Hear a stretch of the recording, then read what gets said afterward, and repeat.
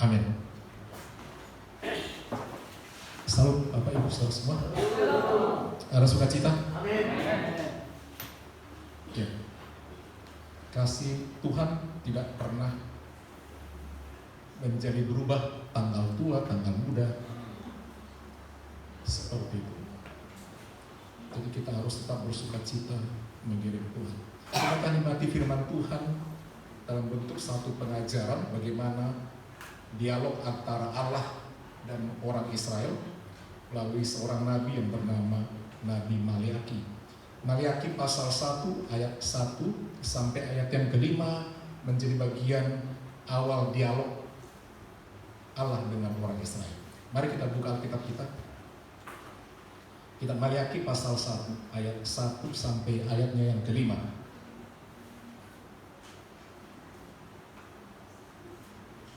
Yang kasih Kristus, saya undang kembali kita bangkit berdiri. Saya mulai dari ayat yang pertama. Ucapan ilahi, firman Tuhan kepada Israel dengan perantaraan Maliaki. Aku mengasihi kamu, firman Tuhan, tetapi kamu berkata, dengan cara bagaimana kamu mengasihi kami? Bukankah Esau berkata kepadaku, demikianlah firman Tuhan, namun aku mengasihi Yakub. Tetapi membenci Esau. Sebab itu aku membuat pegunungannya menjadi sunyi sepi dan tanah pusakanya kujadikan padang gurun. Apabila Edom berkata, kami telah hancur, tetapi kami akan membangun kembali pertumbuhan itu, maka beginilah firman Tuhan semesta alam. Mereka boleh membangun, tetapi aku akan merobohkannya, dan orang akan menyebutkan daerah kesaksian dan bangsa yang kepadanya membekas rasa-rasanya selama-lamanya. Matamu akan melihat dan kamu sendiri akan berkata, Tuhan Maha Besar sampai di luar daerah Israel. Puji Tuhan. Yang berbahagia adalah mereka yang mau mendengarkan firman Tuhan dan yang mau melakukannya. Saudara, ini satu dialog pasal atau kitab Maliaki. Hanya ada 4 pasal. Kitab Maliaki adalah surat daripada nabi kecil. 3 nabi kecil yang terakhir adalah mereka yang berbicara kepada bangsa Israel setelah bangsa Israel kembali dari pembuangan Babel. Setelah mereka ditegur Tuhan, dihukum selama 70 tahun karena mereka meninggalkan Tuhan. Mereka tidak menjalankan kewajibannya sebagai orang Israel, sehingga Tuhan memakai bangsa kafir untuk menghukumnya, untuk mendidiknya selama 70 tahun diperhamba oleh bangsa Babel.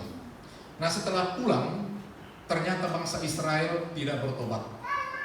Mereka tetap melakukan kejahatan daripada nenek moyangnya, sehingga perlu lagi turun 3 nabi. Dan nabi yang terakhir, yaitu 100 tahun setelah pembuangan, setelah mereka kembali dari tanah pembuangan, muncul nabi terakhir, yaitu Maliaki, nabi penutup di perjanjian lama. Dan setelah Maliaki tampil melayani sekian tahun, Allah benci, Allah sepi, Allah tidak berfirman, Allah tidak berbicara, tidak ada nabi selama 400 tahun, saking bencinya karena masa kekelaman. Kemudian lahirlah seorang pembuka jalan, namanya Yohanes Pembaptis. Dimulailah era perjanjian baru. Dia menubuatkan penyelamat, yaitu Tuhan Yesus Kristus, untuk menyelamatkan dunia ini. Nah, kita lihat apa dialog Tuhan terakhir bagi umatnya yang sangat membencinya. Dimulai dengan satu dialog. Di sini dikatakan ucapan ilahi firman Tuhan kepada Israel dengan perantaraan Maliaki. Jadi dia ingin berbicara kepada jutaan umat Israel, tapi melalui seorang nabi namanya Maliaki. Maliaki dari kata Malaki, artinya adalah utusan. Jadi dia utusan yang terakhir. Dan teguran Tuhan dalam kitab Maliaki menjadi perintah yang paling menggoncang, yang menentukan seseorang itu akan diberkati atau tidak, ditentukan oleh perbuatan manusia itu. Tapi dari pihak Allah mengatakan, aku mengasihimu, hai Israel. Kita lihat ayat ini, judulnya dikatakan dari mulai ayat 2, Tuhan mengasihi Israel. Israel itu dari Yakub. Yakub menjadi Israel. Nah, Tuhan berkata kepada orang yang bandel itu, yang terbuang itu, yang telah kembali setelah 100 tahun. Sudah muncul nabi-nabi sebelumnya mengingatkan. Nabi Hagai enggak didengar. Nabi Zakaria berbicara, tidak dengar. Wah, nabi yang terakhir sebelum aku diam 400 tahun dengan segala perintahnya yang membuat orang tidak mau diberkati oleh Tuhan dengan melimpah. Malyaki. Jadi 3 nabi terakhir ini melayani setelah bangsa Israel pulang dari pembuangan. Tuhan mengatakan kasihnya walaupun Tuhan menghukum. Jadi Tuhan menyatakan kasihnya, berkatnya dengan mendidik, memberikan hukuman. Kalau terus dimanja, dibiarkan, Tuhan berarti membiarkan orang itu nanti akan sengsara sekarang. Nah, dikatakan demikian, aku mengasihi kamu, firman Tuhan. Itu Tuhan yang berkata kepada orang Israel. Tetapi kamu berkata, yang berkata itu orang Israel, dengan cara bagaimanakah engkau mengasihi kami? Bukankah Esau itu kakak Yakub? Demikianlah firman Tuhan. Namun aku mengasihi Yakub, tetapi membenci Esau. Sebab itu aku membuat pegunungannya menjadi sunyi, sepi, dan seterusnya. Aku mengasihi Israel. Aku mengasihi kamu. Karena firman Tuhan itu datang kepada orang Israel, keturunan Yakub. Perlu kita lihat siapa itu Yakub. Yakub lahir dari seorang ibu yang mandul bernama Ribka. Lama nggak punya anak. Hanya suaminya berdoa, Tuhan kasih aku anak. Itu pentingnya doa laki-laki. Saat menentukan, istrinya lama berdoa nggak dapat. Berolah Ishak, ayahnya mengandung. Dia senang. Ketika dia hamil, beda hadirnya. Malaikat berkata, anak dalam kandunganmu ada 2 bangsa. Tetapi bangsa yang paling kecil akan menguasai, akan memperbudak kakaknya. 2 bangsa besar akan lahir dari rahimmu. Demikianlah waktu lahir yang pertama, ketika menongol Esau si abang, kelihatan berbulu dari bayi. Tiba-tiba si adik Yakub pegang tumitnya, nggak boleh keluar. Begitulah. Jadi dari kandungan sudah ditentukan yang adik menyerang si kakak. Bangsa, 2 bangsa ada di rahimmu dikatakan.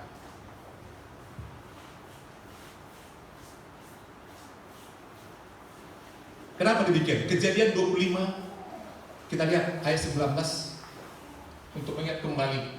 Sebab jelas Tuhan katakan, aku memberkati Yakub, tetapi membenci Esau, itu si abang. Apa alasannya?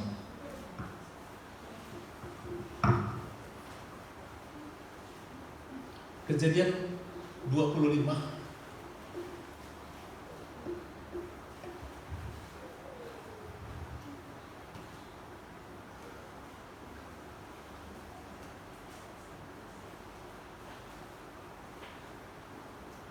ayat 19.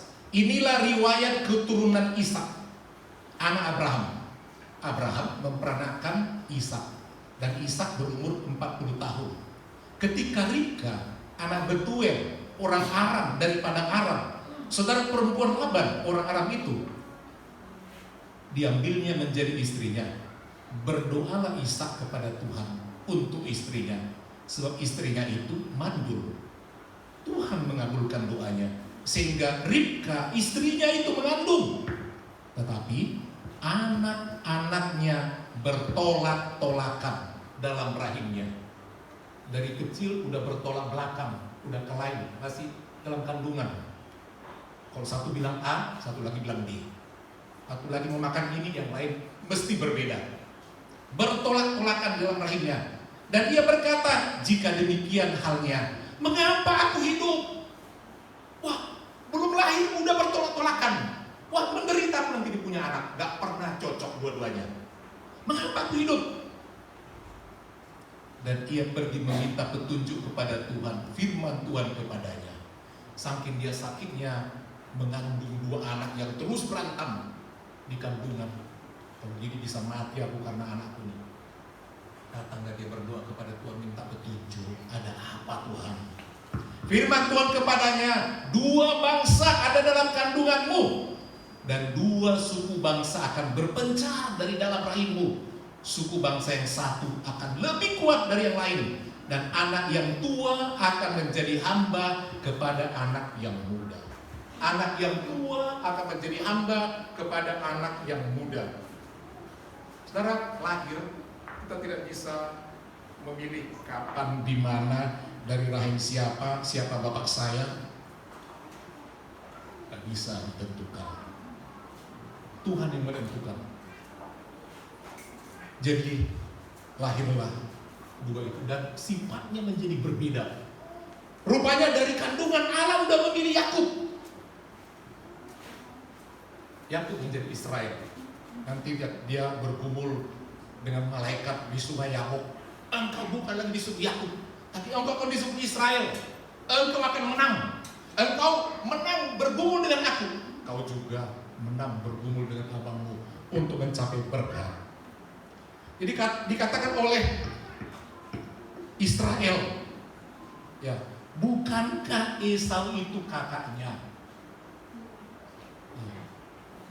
Bukan, tetapi aku membenci kakaknya, mengasihi adiknya. Tuhan mau ingatkan, kalian orang Israel, kalian kan keturunan Yakub kan? Sebenarnya kalian gak diberkati. Enggak. Sebab berkat anak sulung itu jatuh kepada yang pertama. Kalian dapat sisa-sisa. Tapi aku memilih kalian. Aku mengasihi kalian. Seperti itu. Kalian akan menguasai dunia ini. Dan dari Yakub keluar 12 suku Israel. Dan dipilih dari 12 suku Israel, dipilih khusus buat Tuhan, yaitu suku Lewi, untuk melayani Tuhan. Jadi mereka bilang, Tuhan gak mengasihi kami. Tuhan katakan, kalian orang yang istimewa, tapi kalian gak tahu diri. Kalian orang diberkati, tapi kalian menolak aku. Terus Esau ingin membangun kehebatannya, tapi Tuhan katakan, karena aku membencimu, apa yang kau bangun, aku runtuhkan. Kalian boleh bangun. Nanti dikatakan mereka adalah keturunan bangsa kafir akhirnya. Dari bangsa Esau ini keluar bangsa Het, bangsa Edom, bangsa-bangsa yang jahat yang tidak mengenal Tuhan.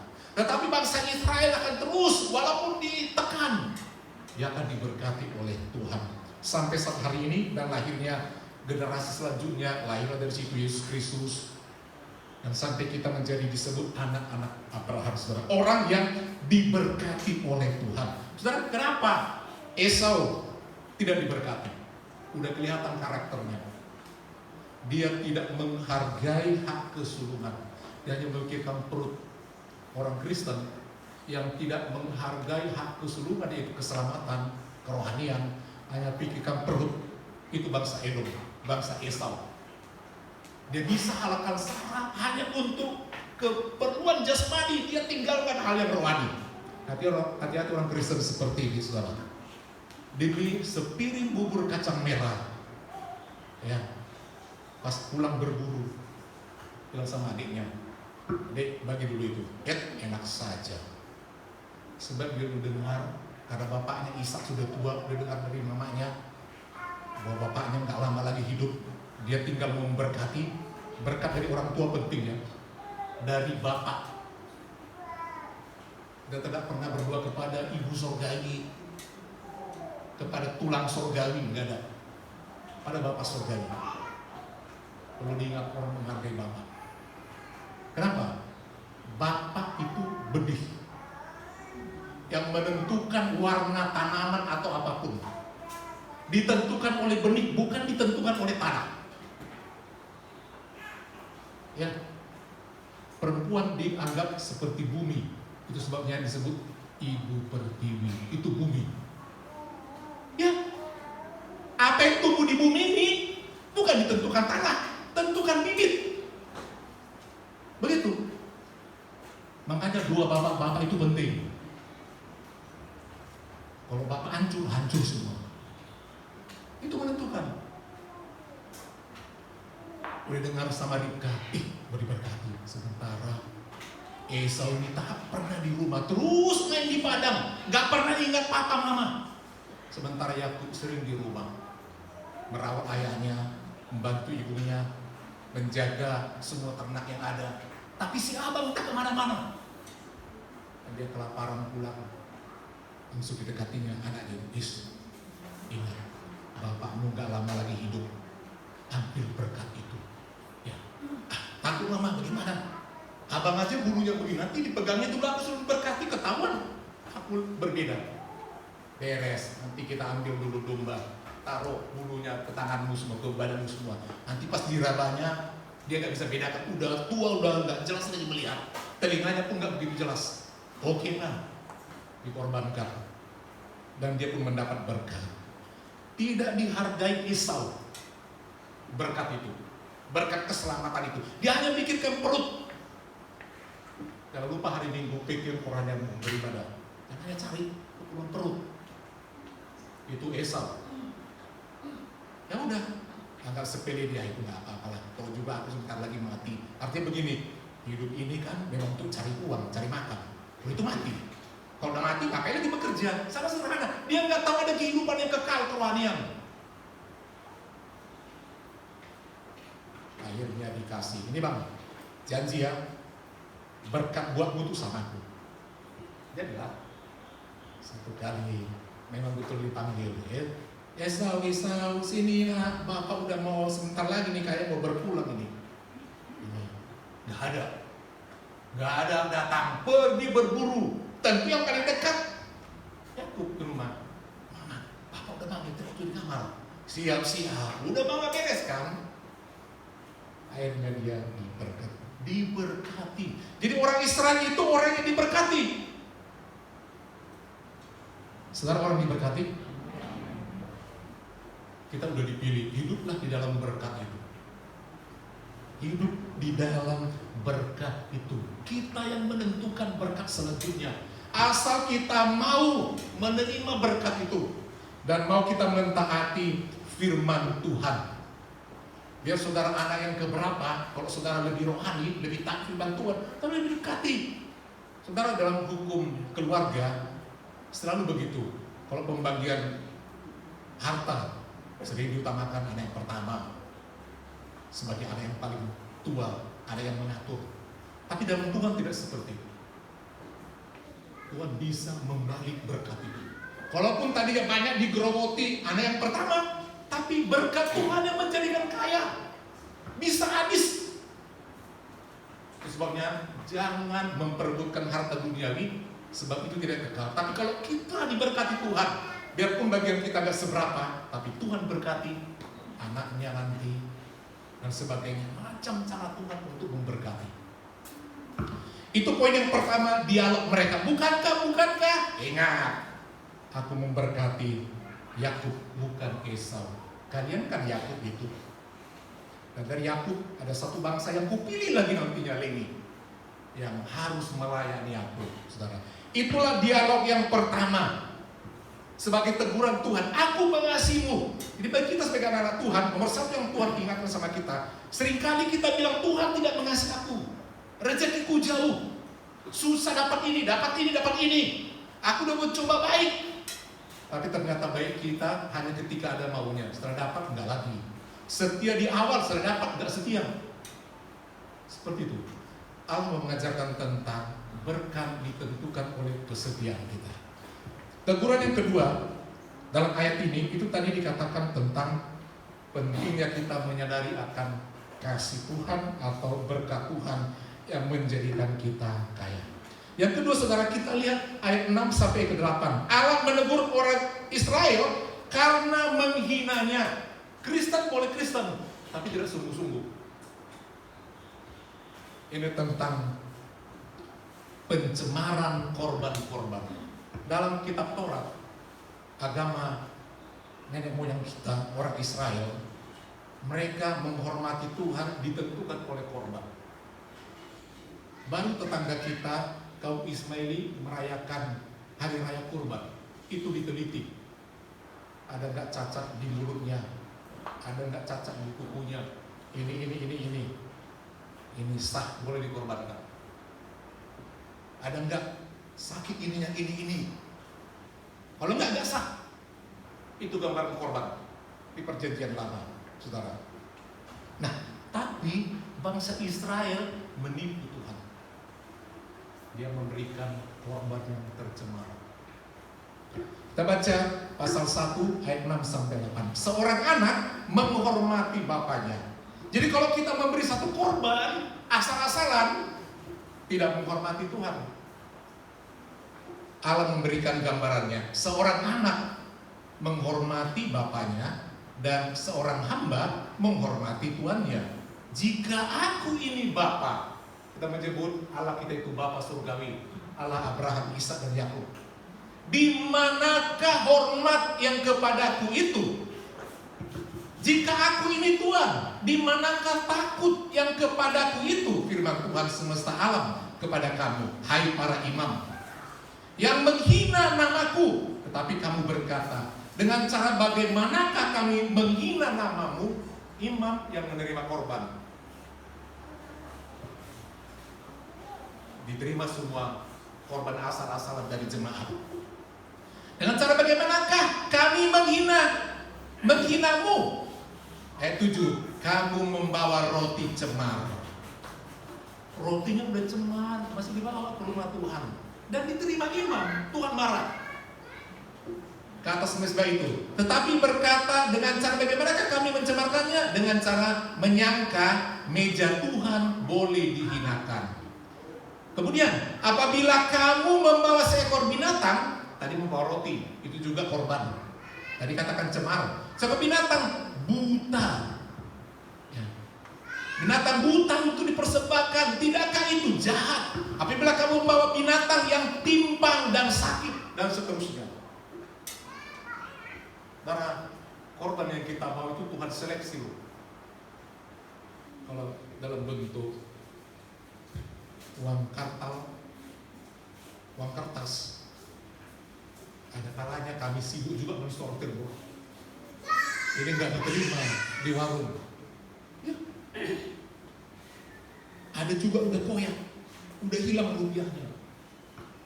Sulit menggambarkan saudara tentang bagaimana memberi. Dikatakan tidak menghormati. Bayangkan itu memberi kepada Tuhan.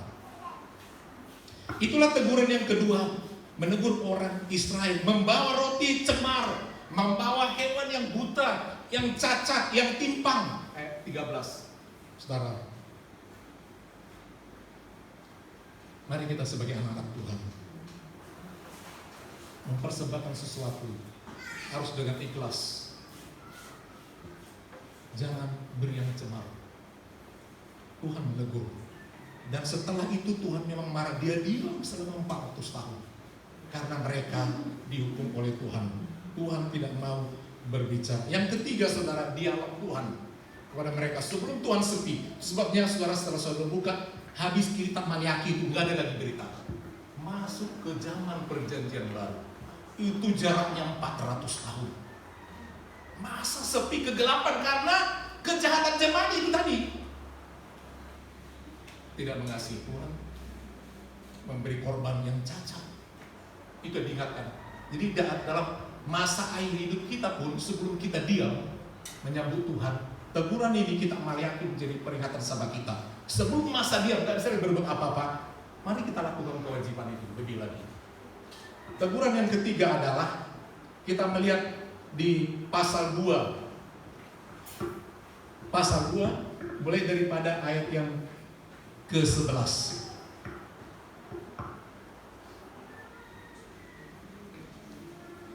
Yehuda berkhianat dan perbuatan keji dilakukan Israel di Yerusalem, sebab Yehuda telah menajiskan tempat kudus yang dikasihi Tuhan dan telah menjadi suami anak perempuan Allah asing.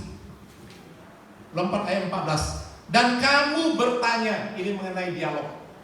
Orang Israel bertanya, dan kamu bertanya, oleh karena apa? Oleh sebab Tuhan telah menjadi saksi antara engkau dan istri masa mudamu, yang kepadanya engkau telah tidak setia, padahal dialah teman sekutumu dan istri perjanjianmu. Bukankah Allah yang esa menjadikan mereka daging dan roh? Dan apakah yang dikehendakinya kesatuan itu? Keturunan ilahi. Jadi jagalah dirimu dan janganlah orang tidak setia terhadap istrinya dan dari masa mudanya, sebab aku membenci perceraian, firman Tuhan Allah Israel. Juga orang yang menutupi pakaiannya dengan kekerasan. Ini menceritakan teguran Tuhan kepada orang Israel setelah mereka kembali dari pembuangan. Mereka berharap membangun kehidupan mereka, mulai bekerja, bercocok tanam. Bahkan mereka membangun bait Allah yang kedua. Bait Allah yang kedua. Tembok Yerusalem dibangun oleh Nehemia. Mereka ingin diberkati oleh Tuhan dan mereka ingin datang Mesias segera dan duduk di Yerusalem sebagai raja. Itu harapan dia. Tetapi ternyata mereka tidak mentaati firman Tuhan. Situ mereka kembali lupa sama istri. Istrinya yang sah dari masa muda, setelah pulang diceraikan. Dicari istri baru. Karena sudah kembali. Dicari. Tuhan menegur. Kenapa diceraikan? Mentang-mentang udah kembali membangun lagi rumah baru, gereja baru. Seperti itu. Tuhan marah. Mereka punya istri yang baru, dan itu bukan dari kalangan orang Israel, dari bangsa-bangsa lain. Diambil, tidak seiman. Tuhan marah. Itu teguran yang ketiga. Mereka tidak setia. Itu gambaran tidak setia kepada Allah, tidak juga setia kepada ikrar janji nikah. Di altar dia bilang gak akan cerai, atau diceraikan, bahkan menikah lagi dengan beberapa perempuan. Tuhan murka. Itu teguran yang ketiga. Bukan juga di zaman ini, bahkan juga ada pendeta kadang-kadang, ya, ceraikan istrinya, menikah lagi. Seperti itu. Beberapa waktu yang lalu ada masuk telepon, bukan langsung pada Bapak Gembala, melalui Nike, karena di portalnya GPDI Eklesia. Situ ada nomor telepon yang bisa dihubungi. Mereka bertanya begini, boleh saya menikah di sana gini. Jadi Mika bertanya sama Bapak Gembala, Pak ada gini. Enak aja. Gak tahu orangnya mau ngomong apa. Datang dulu ceritakan. Kemudian ada bimbingan. Ujung-ujungnya diteliti, dia sudah punya istri, tapi belum keluar surat cerai. Istri baru udah standby. Emosi dikiranya gereja ini gereja gampangan. Tapi Bapak Gembala bilang, datang dulu, ingin tahu sebenarnya siapa ini. Tapi gak pernah datang. Hati-hati jadi orang Kristen. Karena sekarang ini dulu seperti itu. Teguran yang keempat, sebelum Allah berdiam diri, adalah menegur umat Israel karena mereka menyimpang daripada ketetapan Tuhan. Menyimpang. Jadi sudah ada ketetapan Tuhan dalam hidup ini. Kita melihat di pasal 3 mulai daripada ayat yang ke-6 sampai ayat yang ke-12. Bahwasanya aku Tuhan tidak berubah. Ya, Tuhan tidak berubah, peraturannya tidak berubah. Dan kamu Bani Yakub, artinya Israel, tidak akan lenyap. Kita orang Kristen tidak akan lenyap, walaupun bisa menjadi kecil karena tekanan dunia. Ya, karena ada murtad dan sebagainya.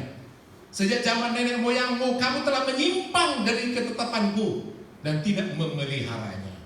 Kembalilah kepadaku, maka aku akan kembali kepadamu. Firman Tuhan semesta alam.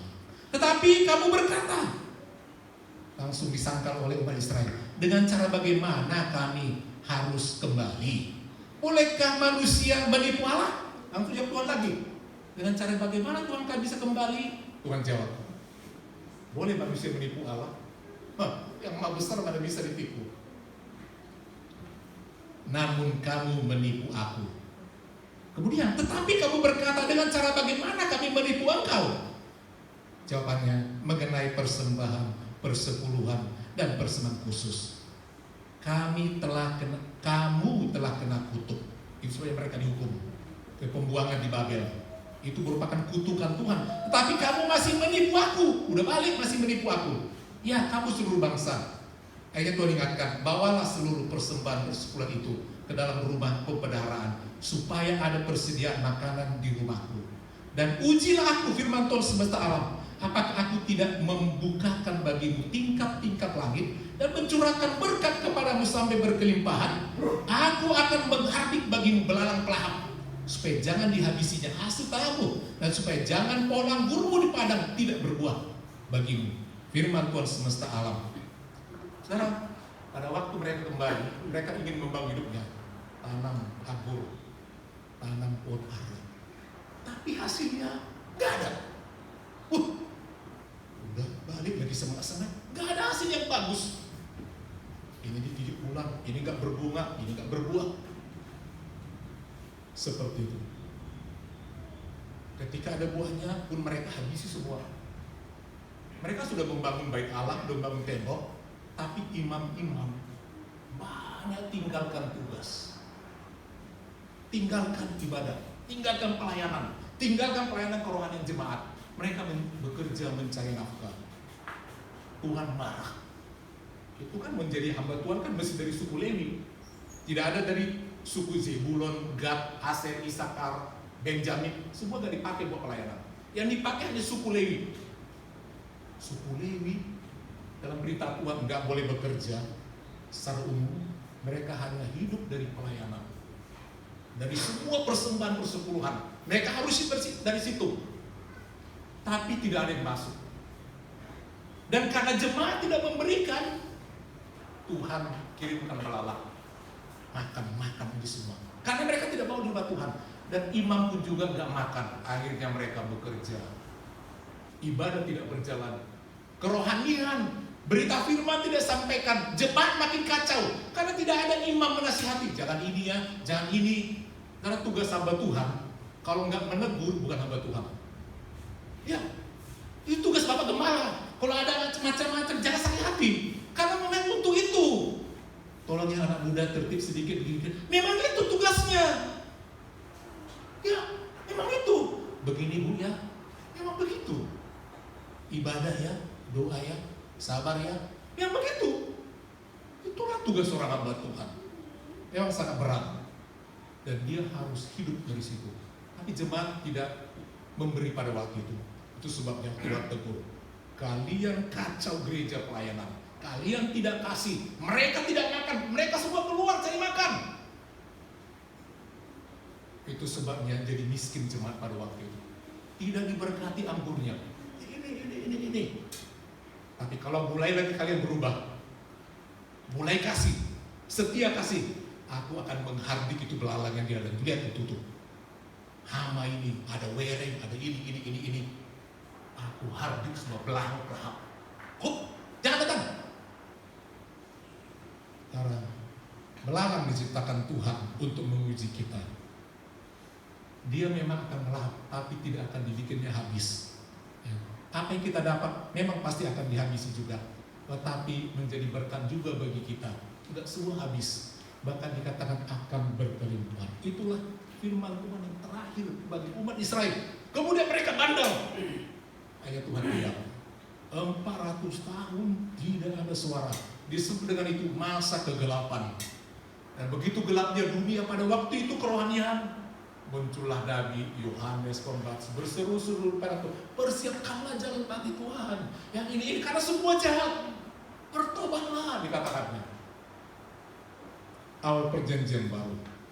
Karena pelayanan di sini dimanapun bisa maju ditentukan oleh dana yang masuk. Ya, hamba-hamba Tuhan semangat, tentu seperti saudara. Wajib saudara bekerja, itu hukumnya. Karena 11 suku yang lain mesti bekerja, tapi suku Lewi nggak boleh bekerja. Kayak hamba Tuhan terpaksa bekerja di luar loh. Kadang-kadang lupa dia melayani ini, melayani. Karena apa? Tapi dia harus makan, harus biaya anak-anak dia, biaya ini, biaya itu, operasional. Kita nggak ada uang kas untuk ganti bola lampu, nggak ada. Itu Bapak Gembala harus pikirkan. Kadang-kadang satu bola lampu itu bisa 25.000 atau lebih. Gelap dulu berapa lama? Tunggu ada uang. Dulu sempat di sini ada kas, itu nggak tahu lagi ceritanya. Perlu dibangun di sini kas. Tiap jemaat 1 bulan 1 orang 1.000 rupiah. Bukan Gembala yang megang, yang lain. Tiap bulan bisa jadi 5.000 satu keluarga. Untuk mendisiplinkan, teratur nggak? Entahlah. Tapi ketahuilah Alkitab berkata 1/10 yang kita punya bukan milik saudara, milik Gembala. Jadi ada di diri saudara uang Tuhan 1/10. Cuma nggak berani minta. Itu milik Tuhan. Itu disebut dengan menipu.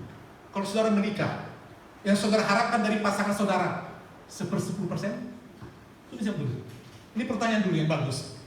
Bukan kita mempelai Kristus. Berapa persen saudara harapkan dari pasanganmu, dari istri? Hanya 10%? Bisa jawab? Enggak kan? Bukankah semua milikmu? Seluruh tubuhnya milikmu. Bukan hanya 10%. 10% dari matanya, 10% dari hidupnya. Mana? Berapa persen milikmu? Hei suami, tentang istri berapa persen milikmu? Hah? Seutuhnya. Mana boleh? Demikian sebaliknya. Hatinya, pikirannya, dompetnya. Enak aja, 10%. Tapi itulah baiknya Tuhan. Dia hanya uji. Sebenarnya semua yang ada pada kita milik Tuhan 100%. Karena kita telah ditebus dan telah lunas dibeli, harganya lunas dibayar, milik Tuhan. Tapi dia hanya menguji kita. Ujilah, minta ya, kembalikan punyaku. Hanya 10% untuk memberkati. Tapi sayang, kita tak mau. Betul beberapa hari yang lalu, Bapak Gembala dapat tugas menjadi Wakil Ketua 2 MDK Pri. Tugas saya berat. Hari Selasa, mulai kami ada pleno perdana di Tanjung Pinang. Tugas MD udah pernah dijalankan, saudara. Harus ke Jakarta kadang, kemana-mana, Kepri sampai ke pulau-pulau terdalam, sampai ke Natuna jajaran kami. Nah, kalau pergi itu, hempeng. Dari mana? Kalau jemaat tidak menduga, emangnya saudara pikir hamba Tuhan hanya mengurus ini? Kita harus beritakan Injil, kita tugas ini. Itu nanti akan mulai hari Senin, hari Selasa. Kalau disuruh ke Natuna, kalau ke Jakarta, ongkosnya bagaimana? Mari jemaat berpikir. Tidak minta macam-macam, kasih, kembalikan milik Tuhan. Itu saja. Ingin diberkati, kembalikan. Cinta kita ditentukan dengan 10% tadi, 1/10 itu. Nggak bisa semua kita kasih, karena manusia itu memang egois. Coba satu kali saudara punya pasangan, hanya 10% dari semuanya. Pasti saudara sakit hati kan? Tapi itulah baiknya Tuhan. Amin. Amin. Itulah baiknya Tuhan. Dia kasih yang lebih besar sama kita, bebas 90. Sama dia hanya 10. Dan dia minta hanya apa? Supaya berjalan pelayanan. Karena pendeta gak kerja di PT, saudara. Tapi andaikan gak dapat, memang harus kerja di PT. Sayangnya gak terima lagi Bapak Gembala, udah coba. Ada bisa masukkan? Jadi manajer? Mau? Mau juga. Tapi gak bisa, udah dicoba loh di berbagai portal berita. Gak ada yang mau, berberapa sekian. Banyak yang lain lebih produktif. Saudara, dukung pelayanan. Amin Bapak Ibu. Itu menjadi kunci berkat. Allah akan menghabis. Jangan hanya pancingan. Kali ini baru kerjaku. Gaji pertama aku mau setia kasih milik Tuhan. Gaji kedua nehi. Ketiga ya mana mengalir lagi. Kalau kita setia, berkat yang mengejar kita. Amin. Karena akan berkelimpahan, berkat yang mengejar kita. Bukan kita mencari-cari, berkat mengejar kita, Bapak Ibu. Itulah kasih Tuhan.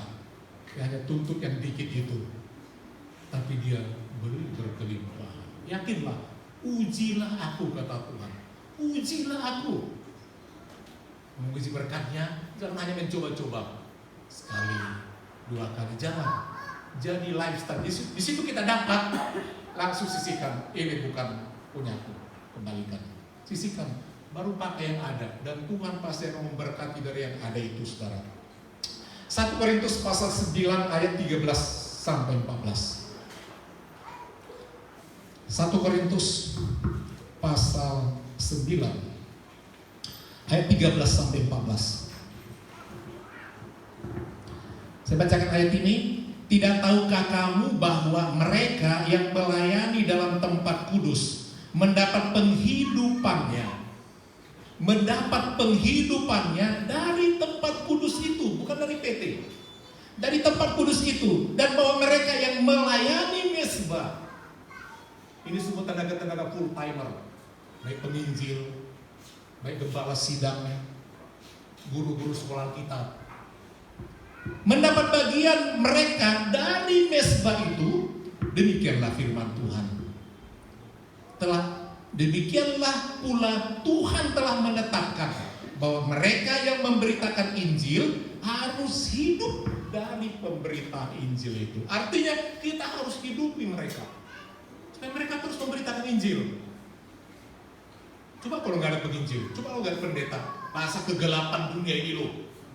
Suka-suka semua, nggak ada penegur ini, nggak ada. Jadi mesti ada yang menegur-negur. Kalau pemuda remaja ditegur Bapak Gembala, hormati. Ya, karena itu tugas hamba Tuhan. Jangan ini ya, tolong ya. Mendorong kerohanian, bukan hal-hal yang lain. Itu nomor 1, saudara. Roma 11 ayat 16, ayat pamungkas kita. Roma pasal 11 ayat 16.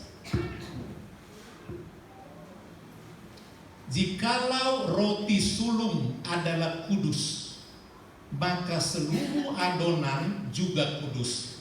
Dan jikalau akar adalah kudus, maka cabang-cabang juga kudus. Saudara, tahu tanaman? Tanaman boleh hidup, boleh berdiri tegak, umumnya karena ada akar.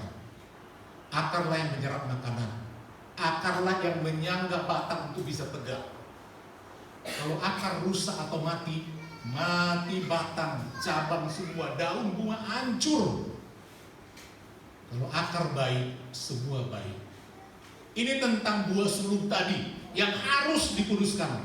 Kalau kita kuduskan yang harusnya kudus, sisanya kudus.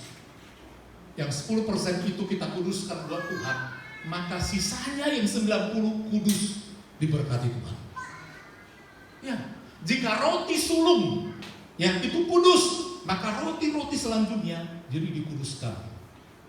Karena ada yang sulung. Artinya yang pertama, 10% kan yang pertama. Kalau itu diberikan, dikuduskan, maka yang lain dikuduskan. Itulah rezeki itu, saudara. Saudara, ujilah aku, kata Tuhan. Ajari anak-anak kita juga seperti itu. Ajari untuk makin diberkati dari muda. Lihat nanti masa depan mereka. Ajari setia. Di situ dapat, ini bukan punyaku. Ini harus dibawa di rumah Tuhan, dikuduskan. Ya, roti sulung dikuduskan, maka yang lain akan kudus. Ya, ini bukan bisnis, tapi untuk memberkati saudara. Firman Tuhan, bukan firman Bapak Gembala, firman Tuhan. Dan ternyata bangsa Israel belum mau dengarkan. Tuhan pun sepi, tidak berbicara. Dan ajaran itu banyak diselewengkan orang. Makanya penginjilan bisa mentok. Gereja-gereja di Eropa karena kekurangan pendeta atau pastor. Jarang orang mau jadi pendeta pastor. Negara-negara Eropa, Belanda, Amerika, kekurangan pendeta. Gereja-gereja lama nggak bisa dipertahankan. Biar renovasi nggak ada. Kenapa? Nggak ada orang yang datang beribadah, mensupport maintenance bangunan pula itu nggak ada yang masuk. Pendeta pun gimana mau hidup? Akhirnya dijual, dilelang. Itulah kalau nggak kita mensupport secara finansial. Pelayanan hidup karena finansial. Ya, finansial. Dan ada orang yang manage dengan baik. Dan itu menjadi kunci berkat bagi kita. Amin Bapak Ibu. Ingin diberkati, disitulah diuji iman kita. Ini buat anakku, bukankah anak dari Tuhan? Ini buat ini bukankah itu juga dari Tuhan? Kesehatan, keselamatan, rezeki, semua daripada Tuhan. Kita bangkit dari Bapak Ibu. Sekarang beberapa waktu yang lalu Bapak Gembala baca satu berita. Ada satu keluarga mengantar anak orang tuanya yang sudah tua ke pantai jompo. Udah tua. Anaknya semua udah bekerja. Nggak ada peduli sama bapaknya, sama mamanya. Antar ke pantai jompo. Dibaca satu balasan orang atas aksinya meninggalkan mamanya. Udah tua sampai menangis anaknya itu. Menangis mamanya. Menangis bapaknya. Anakku, langsung jawaban orang. 10 anak dilahirkan ibu dari satu ayah. 10-nya dipelihara. Pasti. Tapi 10 anak tidak bisa memelihara 2 orang saja orang tua. Apa artinya Bapak Ibu? Seringkali kita lupa berkat Tuhan. Lupa Bapa di surga. Lupa. Pemuda remaja hormati Bapak Ibu. Hormati Bapak Ibu. Sebaliknya juga orang tua. Orang tua jangan terlalu fokus sama anak atau cucu. Anak akan pergi dengan pasangannya. Cucu akan pergi dengan pendidikan yang mungkin. Siapa yang tinggal di rumah? Emangnya mau dibawa-bawa terus? Suami istri yang sudah tua jangan jauh-jauh. Saat ini banyak kali bapak-bapak ditinggal istrinya. Urus cucu, urus ini, bawa cucumu itu. Besok juga pergi semua. Anak mantu pergi juga semua. Siapa yang tinggal di rumah? Opung. Izin dulu Pak. Izin dulu Pak. Kan begitu. Emangnya terus mau dibawa-bawa? Anak merantau, cucu merantau.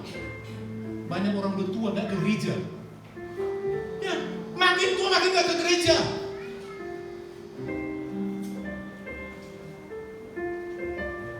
Serahkan diri sama Tuhan. Jangan kepalkan tangan. Beri milik Tuhan. Beri penghormatan. Jika Allah itu Bapamu, di manakah hormat itu? Jika Allah itu Tuhanmu, di mana penghormatan kita kepada Dia?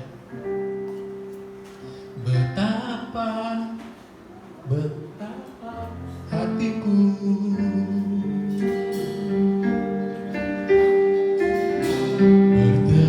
berterima kasih Yesus. Amin. Kau mengasihiku,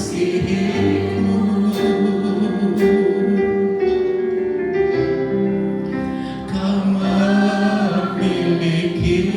Sekali lagi katakan, betapa hatiku berterima kasih.